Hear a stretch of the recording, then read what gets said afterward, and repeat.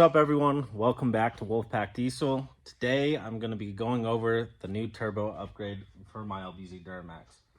So what I'm going to do is compare the new turbo versus your stock LBZ turbo, go over the differences and what makes this turbo better than your OEM turbo. This is a KCTURBOS Vortex Stage 2 64mm turbo. Now, I hate to disappoint you guys, but this turbo does not come purple.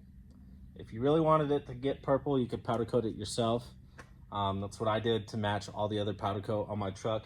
It comes just like a stock housing. So one of your first main differences you'll notice on your KC turbo versus your stock turbo is your size difference.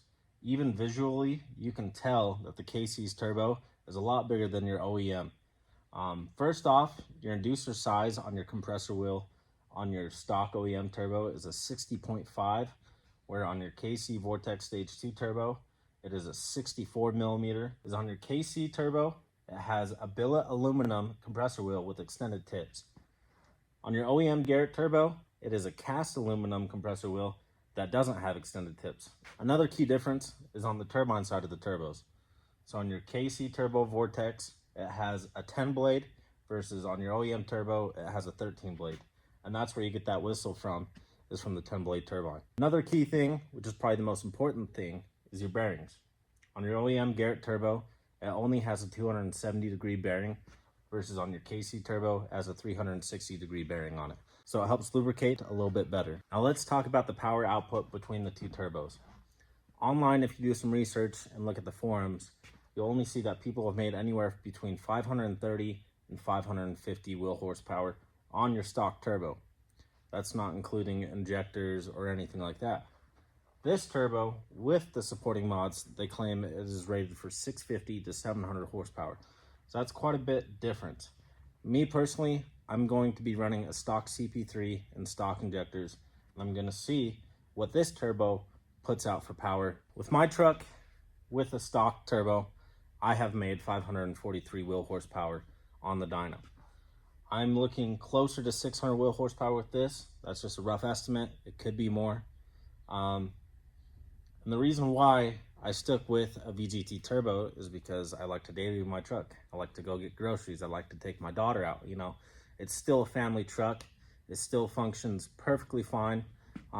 It's pretty much a stock truck. You know, I don't have upgraded injectors. I don't have an upgraded CP3. I don't even have a built transmission yet.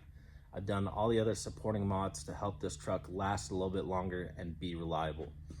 If I wanted a crazy amount of power, I would upgrade to a non-VGT, but then you take out that daily driver street ability. If I want to make bigger power down the road, I will have a built trans, a built motor, and I will have a non-VGT over the 64. That way I have the best of both worlds. I can daily it, and I can have fun on the weekends as well. And the thing about it is you're not getting a cheap knockoff turbo that, you know, the compressor side has been made in China somewhere. This is a true Garrett turbo that they have machined out, and it's just all around a strong turbo. So without further ado, let's get this turbo in the truck and let's get a sound clip of it for you guys.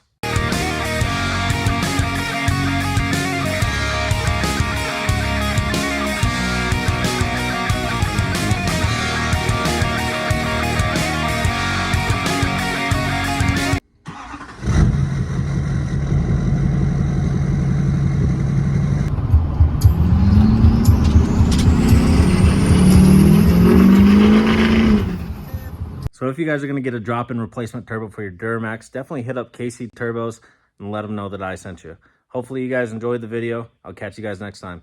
Peace.